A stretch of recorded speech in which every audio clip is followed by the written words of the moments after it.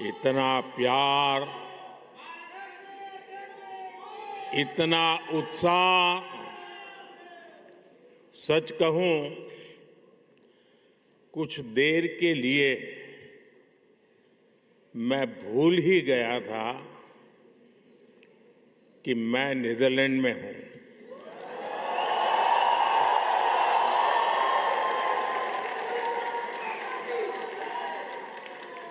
ऐसे लग रहा है जैसे भारत में ही कहीं कोई फेस्टिवल चल रहा है।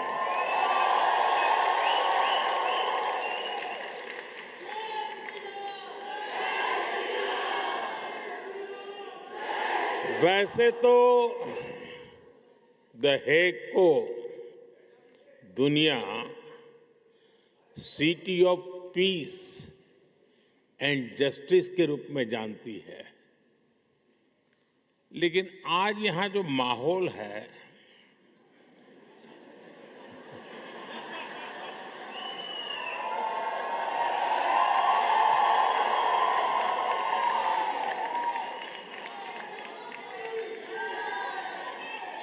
इस माहौल को देखकर लग रहा है कि the Hague living symbol of Indian friendship बन गया है।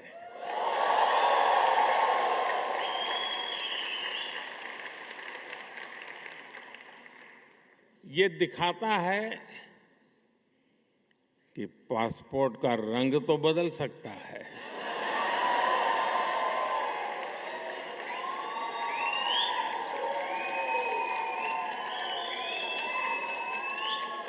एड्रेस भी बदल सकता है,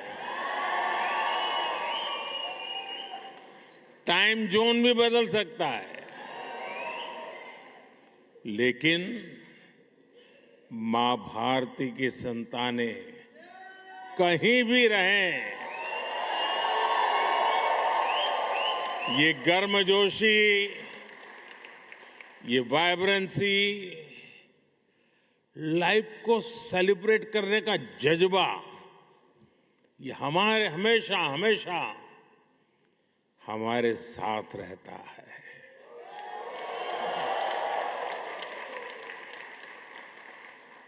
मैं आप सभी का इस वार्म वेलकम के लिए बहुत बहुत आभार व्यक्त करता हूं। और जब मैं यहां प्रवेश कर रहा था तो पूरा महाराष्ट्र और छत्रपति शिवाजी महाराज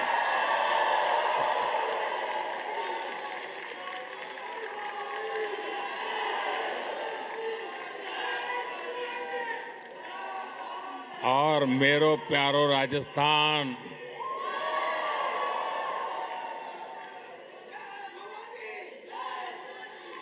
और ए फॉर असम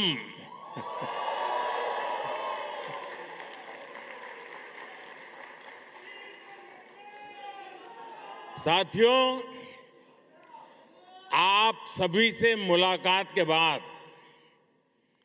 आज मुझे हिज मैजेस्टी द किंग और हर मैजेस्टी द क्वीन से मिलने का अवसर मिलेगा। इसके साथ ही प्रधानमंत्री राव यतेन से भी विस्तार से कई विषयों पर चर्चा होगी। बीते वर्षों में जब भी मेरी नीदरलैंड से यहां के लीडर से बात हुई है, ये हमेशा भारतीय डायस्पोरा की बहुत प्रशंसा करते आए हैं।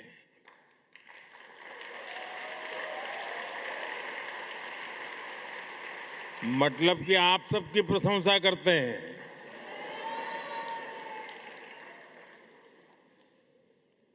आप नीदरलैंड्स के समाज और यहां की इकोनॉमी में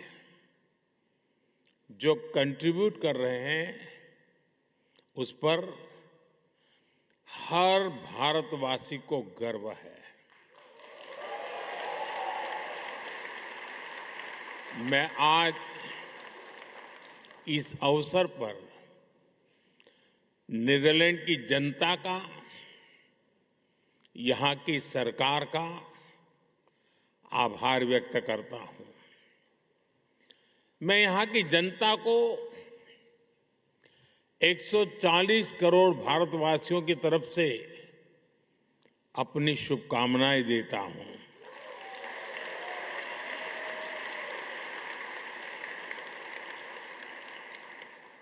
साथियों, मैं पहले भी नीदरलैंड आता रहा हूं। मेरे पुराने साथी महर्षि महेश योगी के सारे सदस्य यहां बैठे हैं।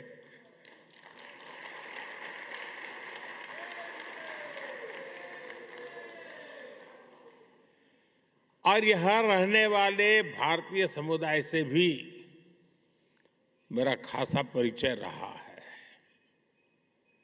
यहां बैठे अनेक परिवारों की कहानी केवल माइग्रेशन की कहानी नहीं है।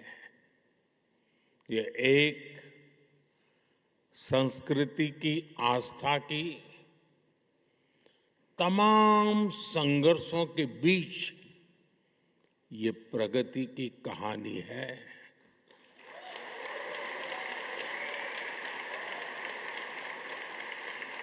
उस दौर में तब किसी ने सोचा भी नहीं था कि 2 महासागर पार करने के बाद भी भारतीयों की पहचान इतनी जीवंत रहेगी।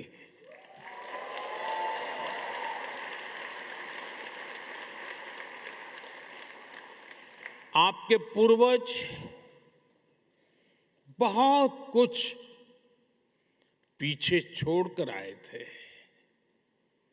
लेकिन कुछ चीजें हमेशा उनके साथ रही।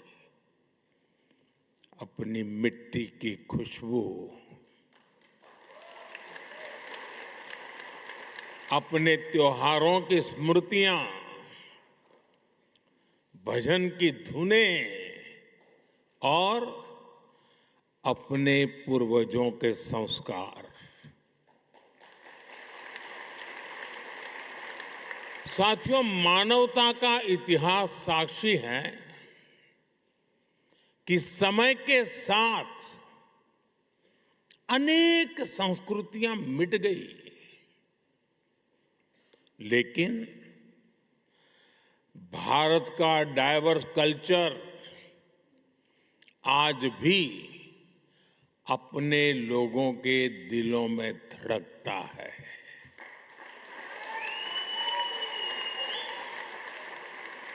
पीढ़ियां बदल गई, देश बदल गए, परिवेश बदल गए, लेकिन परिवार के संस्कार नहीं बदले, अपनापन नहीं बदला। आपने डच भाषा को अपनाया, लेकिन अपने पुरखों की भाषा को भी छोड़ा नहीं।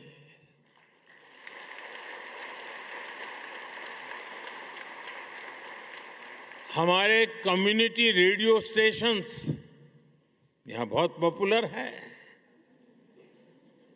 और इन स्टेशंस के माध्यम से भारत का संगीत और संस्कृति भी डच फैमिलीज तक पहुंच रहे हैं।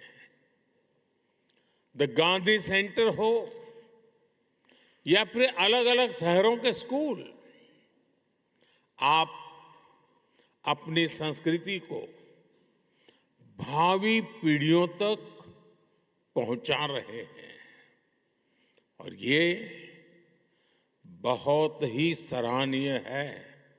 आप सब अभिनंदन के अधिकारी हैं। साथियों, आज 16 मई है और ये दिन एक और वजह से बहुत विशेष है।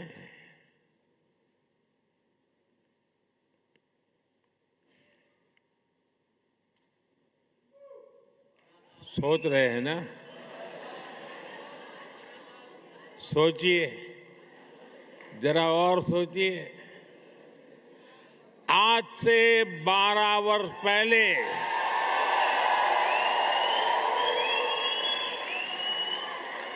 2014 में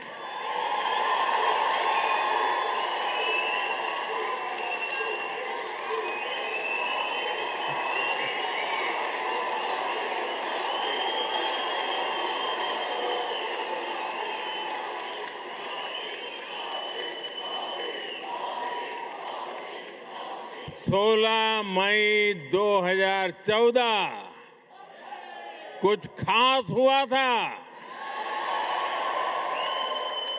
2014 में आज के ही दिन लोकसभा चुनाव के नतीजे आए थे।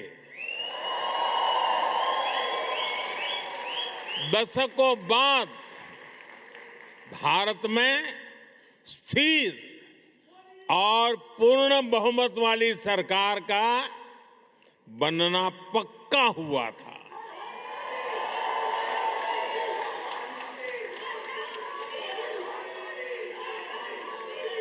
एक वो दिन था और एक आज का दिन है। कोटि कोटि भारतवासियों का विश्वास मुझे न रुकने देता है और न थकने देता है।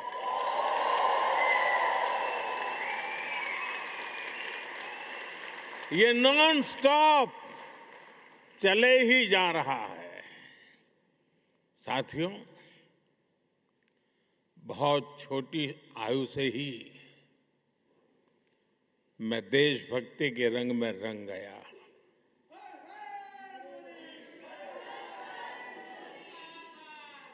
आप ही मेरा परिवार बन गया। स्व से समष्टि की ओर चल पड़ा। अहम से वयम का रास्ता चुन लिया।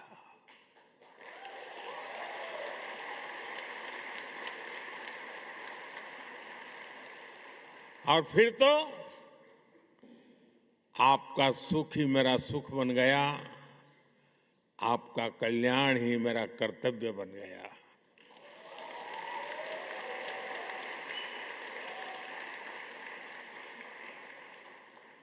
और समर्पित भाव से आप सबके आशीर्वाद से कुछ न कुछ करता रहा। लेकिन जनता जनार्दन का इतना प्यार मिलेगा, ये तो कल्पना में भी नहीं था।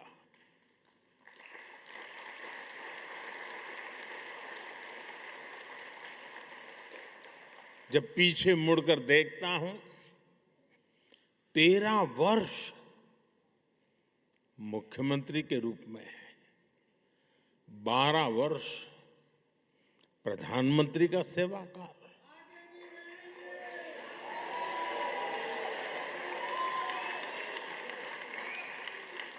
डेमोक्रेटिक वर्ल्ड में 25 वर्षों तक करोड़ों करोड़ वोटर्स का लगातार समर्थन, ये मेरे लिए बहुत ही बड़े सौभाग्य की बात है। मेरे लिए ये सिर्फ एक आंकड़ा नहीं है, ये आपके आशीर्वाद, ये मेरी बहुत बड़ी पूंजी है। देश का ये प्यार, ये आशीर्वाद मुझे अपने जीवन का पल पल देशवासियों के सपनों को पूरा करने के लिए प्रेरित करता है। साथियों, दुनिया का कोई भी देश हो, अगर उसे आगे बढ़ना है तो उसे बड़े सपने देखने ही होंगे।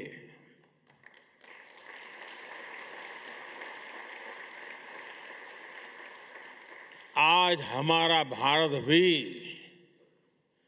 बहुत बड़े सपने देख रहा है।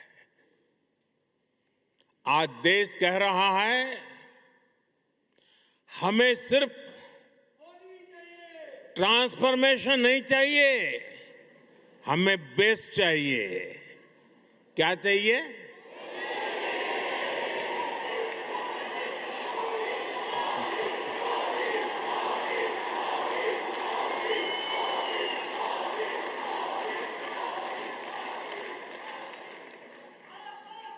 और हमें सिर्फ बेस्ट ही नहीं, हमें फास्टेस्ट चाहिए। और इसलिए जब भारत में एस्पिरेशंस अनलिमिटेड है, तो एफर्ट्स भी लिमिटलेस हो रहे हैं।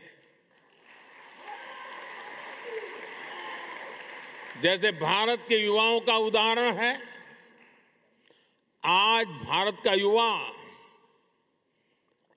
आसमान छूना चाहता है, वो स्टार्टअप शुरू करना चाहता है, वो क्वालिटी प्रोडक्ट्स बनाना चाहता है, वो ड्रोन मैन्युफैक्चरिंग करना चाहता है, वो एआई और सेमीकंडक्टर की दुनिया में भारत को आगे ले जाना चाहता है।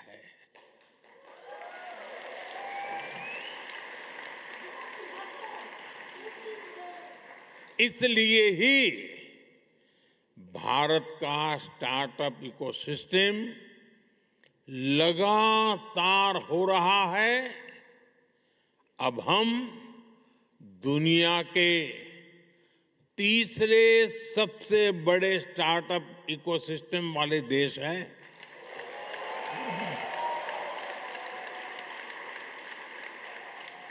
और साथियों, आज भारत की एस्पिरेशन सिर्फ अपनी सीमाओं तक नहीं है।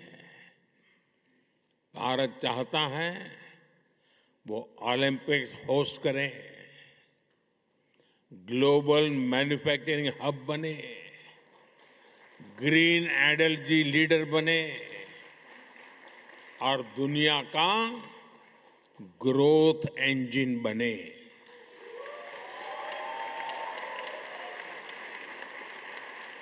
बात वही है, एस्पिरेशंस अनलिमिटेड है और हमारे एफर्ट्स की स्केल भी उतनी ही बड़ी है। Record highway construction, record rail electrification, Vande Bharat जैसी सेमी हाई स्पीड ट्रेनें और दुनिया का इतना बड़ा रिन्यूएबल एक्सपांशन, बड़े से बड़ा लक्ष्य हो, आज का भारत कहता है हम ये लक्ष्य पाकर के ही रहेंगे। और हम ये करके दिखा रहे हैं। साथियों, आज का भारत एक अभूतपूर्व परिवर्तन के दौर से गुजर रहा है।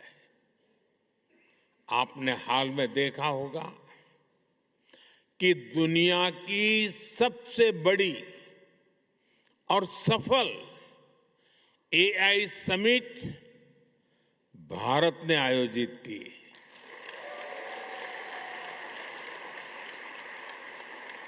उससे पहले G20 की सफल समिट भी भारत ने आयोजित की थी।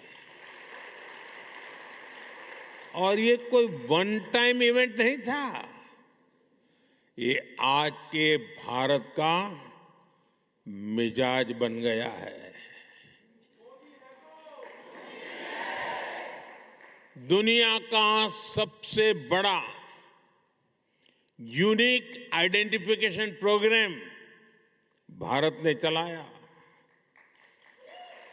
दुनिया के सबसे बड़े फाइनेंशियल इंक्लूजन प्रोग्राम में से एक भारत ने चलाया। जिस स्केल पर भारत डिजिटलाइजेशन कर रहा है वो अभूतपूर्व है। दुनिया की सबसे बड़ी government funded health insurance scheme Bharat चला रहा है। और हां, चांद पर भी भारत वहां पहुंचा जहां पहले कोई नहीं पहुंच पाया था।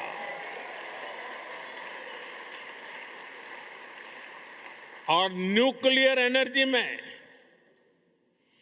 दुनिया के सबसे एडवांस फास्ट ब्रीडर रिएक्टर भी आज सफलता के साथ भारत काम कर रहा है। साथियों, भारत की जो ये स्केल है, ये हम इंफ्रास्ट्रक्चर निर्माण में भी देख रहे हैं।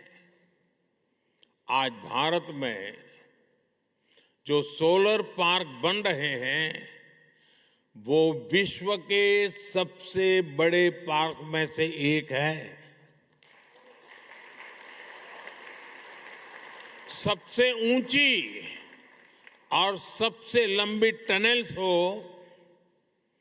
सबसे ऊंचे और लंबे ब्रिजेज हो, सबसे लंबे एक्सप्रेस वे हो, सबसे बड़े मेट्रो नेटवर्क हो, सबसे बड़े सिविल एविएशन नेटवर्क हो, सबसे बड़े इलेक्ट्रिफाइड रेल नेटवर्क हो, इनमें से अनेक आज भारत में बन रहे हैं।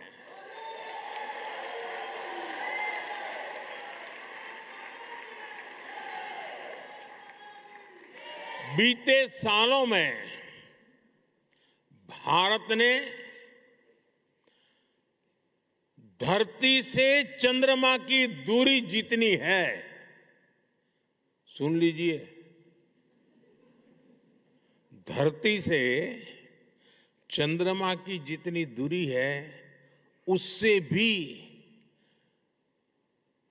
11 गुना 11 टाइम अधिक ऑप्टिकल फाइबर बिछाया है।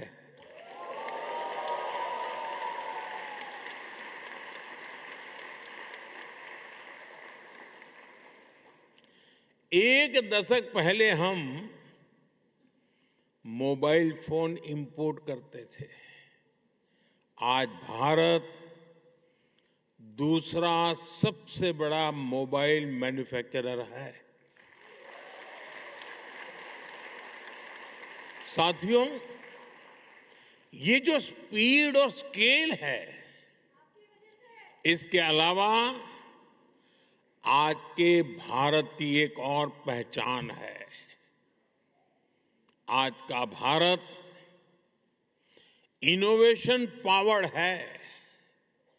हमारे डिजिटल पब्लिक इंफ्रास्ट्रक्चर की चर्चा आज पूरी दुनिया में होती है। ये भारतीयों के इनोवेशन का बहुत बड़ा प्रमाण है। आज पैसा रखना है तो डिजिटल वॉलेट है, डॉक्यूमेंट रखने हैं तो डिजी लॉकर है, ट्रैवल करना है तो डिजी यात्रा है, हेल्थ केयर का लाभ लेना हो तो डिजिटल हेल्थ आईडी है। साथियों, आज भारत में हर महीने 20 बिलियन से ज्यादा यूपीआई ट्रांजैक्शन होते हैं। यानी पूरी दुनिया में हो रहे डिजिटल ट्रांजैक्शन में आधे से ज्यादा केवल भारत में हो रहे हैं।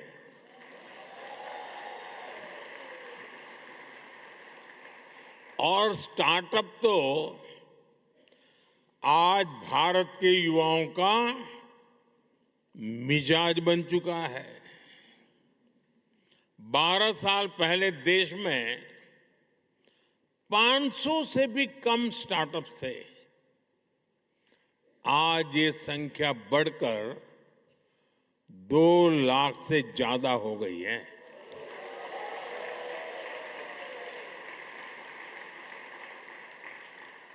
और स्टार्टअप की दुनिया में भी 2014 में भारत में सिर्फ 4 यूनिकॉर्न थे। आज भारत में करीब 125 एक्टिव यूनिकॉर्न है।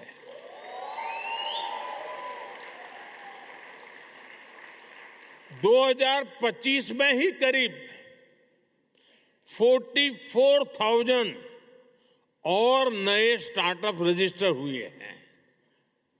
आज एआई, डिफेंस और स्पेस सेक्टर में हमारे स्टार्टअप बहुत शानदार काम कर रहे हैं।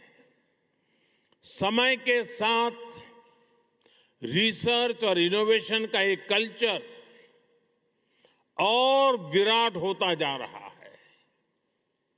पिछले वर्ष ही भारत में 1.25 लाख से अधिक पेटेंट फाइल किए गए हैं। साथियों, भारत चिप मेकिंग में, सेमी कंडक्टर सेक्टर में भी बड़े कदम उठा रहा है। अभी भारत में 12 सेमीकंडक्टर प्लांट्स पर काम चल रहा है।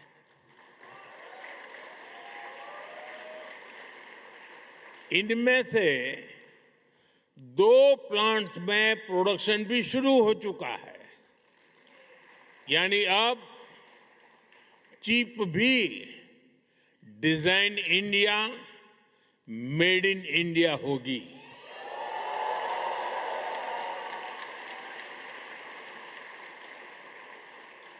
साथियों, भारत की ये एस्पिरेशन ड्रिवन जर्नी हमारी डेमोक्रेसी को भी सशक्त कर रही है।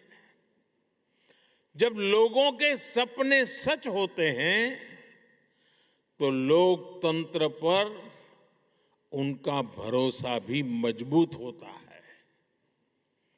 साथियों, मैं आपको हाल के विधानसभा चुनाव का उदाहरण देता हूं।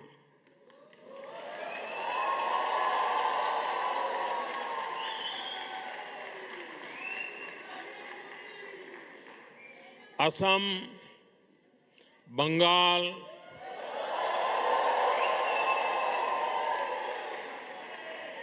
क्या झालमुड़ी यहां भी पहुंच गई?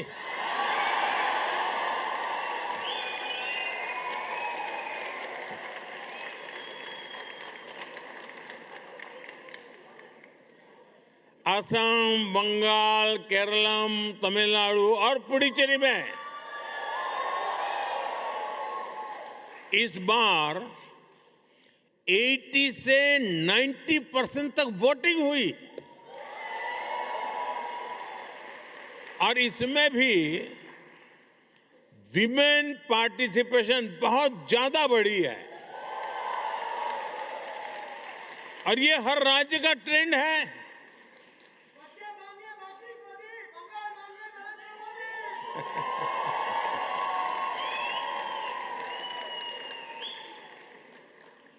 आज भारत में वोटर उत्साहित हैं, आप भी उत्साहित हैं।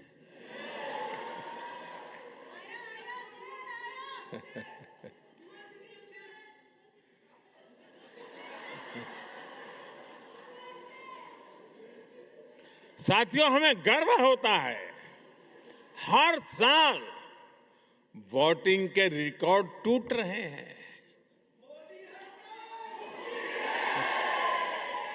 साथियों, भारत में 90 करोड़ से 90 करोड़ से अधिक वोटर रजिस्टर्ड हैं।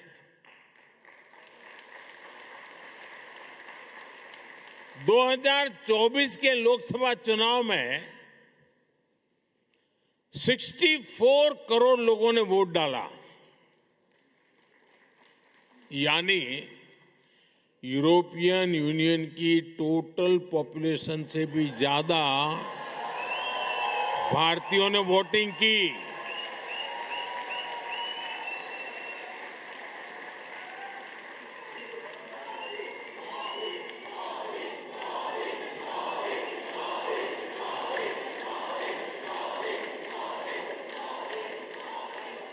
भारत अपने हर सिटीजन की डेमोक्रेटिक पार्टिसिपेशन को वैल्यू करता है और मदर ऑफ डेमोक्रेसी के रूप में ये हम सभी के लिए बहुत गर्व की बात है। साथियों,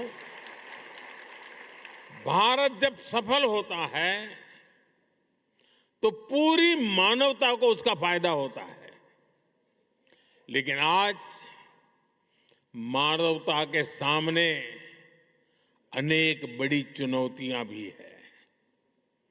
आज की दुनिया किस तरह नई नई चुनौतियों से जूझ रही है। पहले कोरोना आया, फिर युद्ध होने शुरू हो गए और अब आज की एनर्जी क्राइसिस है। ये दशक दुनिया के लिए आपदाओं का दशक बन रहा है।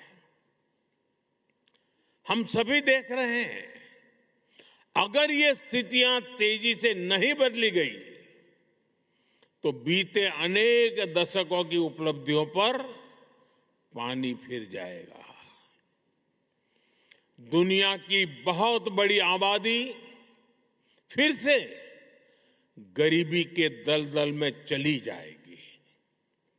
साथियों, ऐसी वैश्विक परिस्थितियों में आज दुनिया रेजिलिएंट सप्लाई चेन की बात कर रही है और तब भारत और नीदरलैंड मिलकर एक ट्रस्टेड, ट्रांसपेरेंट और फ्यूचर रेडी सप्लाई चेन बनाने में जुटे हैं।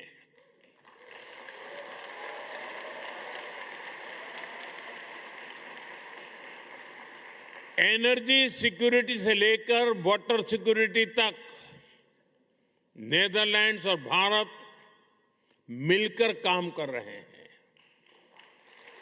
ग्रीन हाइड्रोजन को लेकर हमारा कोऑपरेशन बहुत महत्वपूर्ण है और भारत और यूरोपियन यूनियन के बीच जो ऐतिहासिक ट्रेड एग्रीमेंट हुआ है, इससे भारत और नीदरलैंड की साझेदारी और मजबूत होगी और इसका लाभ आप सभी को भी होगा। भारतीय बिजनेस के लिए यूरोप में प्रवेश का नेचुरल गेटवे नीदरलैंड बनेगा।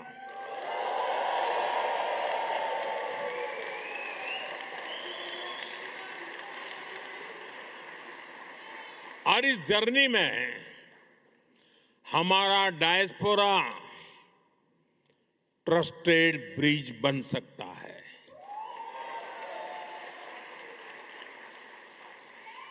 और मैं इसलिए कहता हूं कि डायस्पोरा इंडिया की एम्बिशन को भी समझता है और यूरोप के स्टैंडर्ड्स को भी जानता है। इससे यहां बसे भारतीयों को भी भारत के हाई क्वालिटी प्रोडक्ट्स के अधिक अवसर मिलेंगे।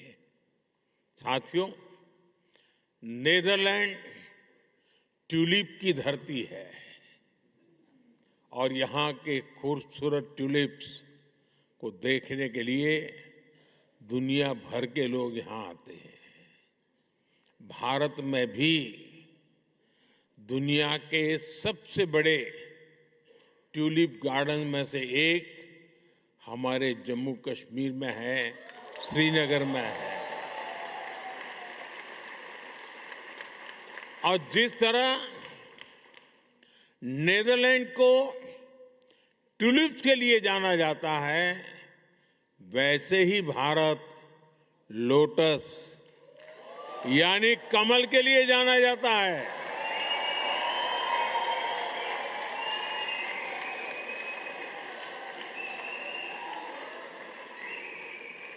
साथियों, ट्यूलिप और कमल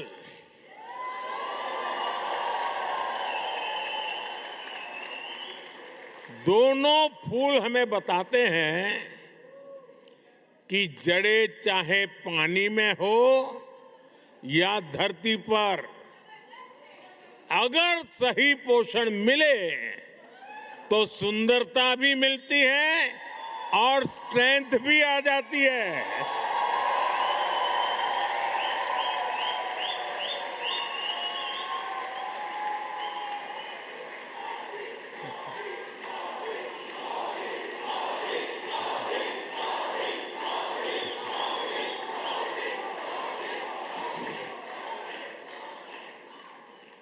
यही भारत और नीदरलैंड के बीच पार्टनरशिप का भी आधार है।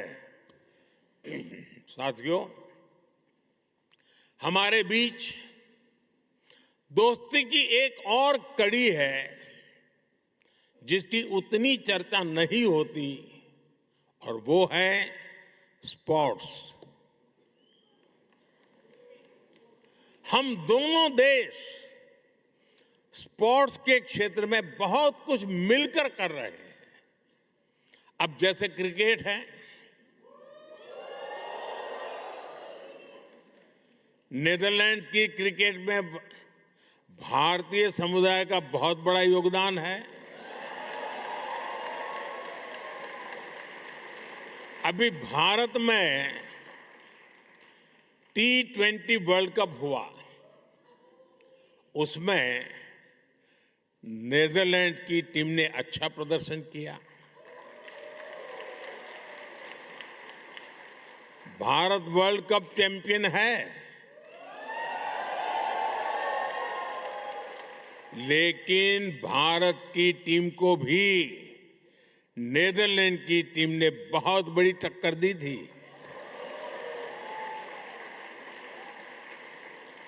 जब हम तेजा निदामनुरू और विक्रमजीत सिंह को नीदरलैंड की जर्सी में देखते हैं, या फिर जब आर्यन दत्त जैसे युवा खिलाड़ी डच क्रिकेट के फ्यूचर में कंट्रीब्यूट करते हैं, तो हम सभी को बहुत अच्छा लगता है।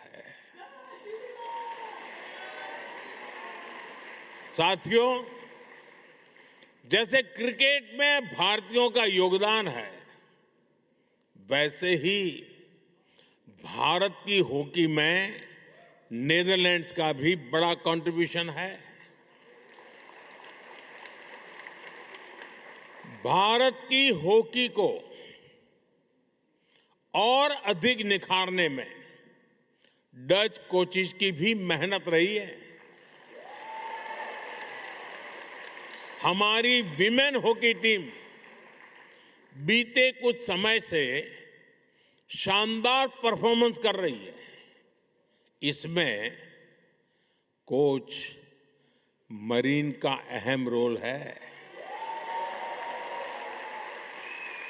और इस वर्ष तो हॉकी वर्ल्ड कप का होस्ट नीदरलैंड भी है, और आप सभी को भारत के मैच देखने तो जाना ही जाना है। ये बात पक्की है कि वर्ल्ड कप जो भी कोई जीते, लेकिन इतना पक्का है कि इस ओलंपिक में भारत और नीदरलैंड की दोस्ती जरूर जीतेगी।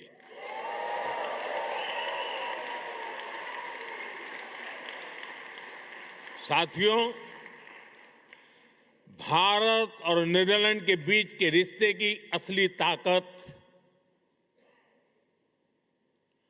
ताकत आप सभी हैं।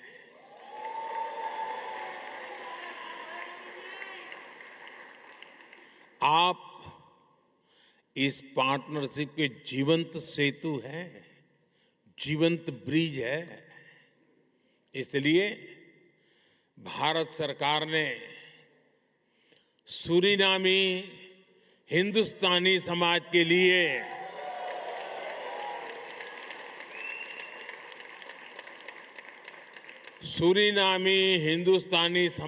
लिए OCI कार्ड की एलिजिबिलिटी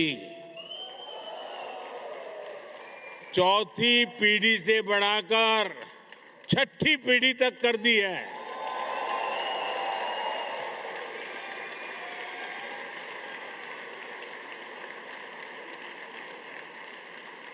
साथियों, 21वीं सदी का भारत अवसरों की भूमि है।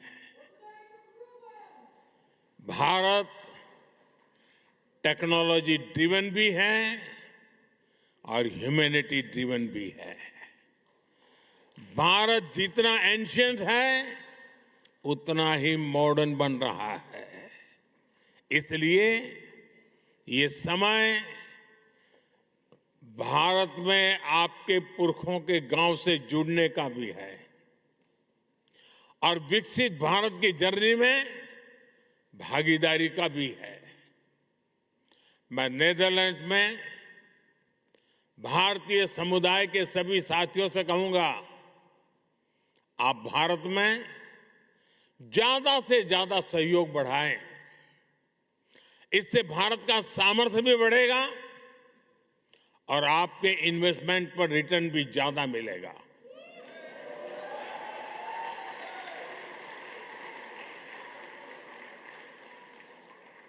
और ये मोदी की गारंटी है।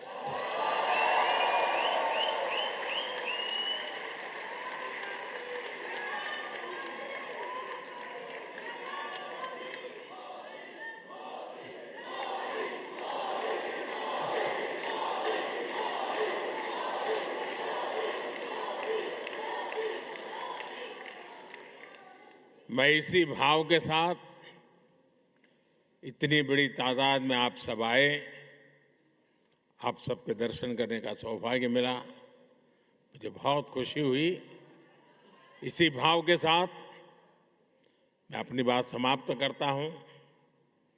इतने गर्मजोशी भरे वेलकम के लिए फिर से आप सबका बहुत बहुत धन्यवाद। भारत माता की, भारत माता की, भारत माता की बहुत बहुत धन्यवाद।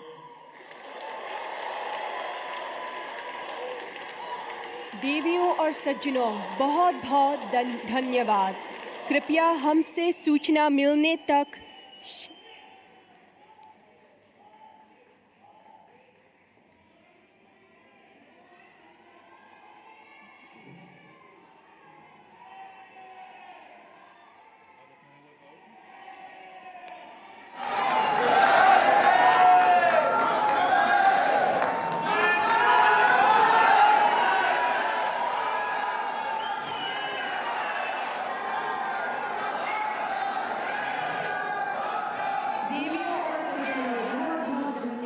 कृपया हमसे सूचना मिलने तक शांति बनाए रखिए और अपने स्थान पर बने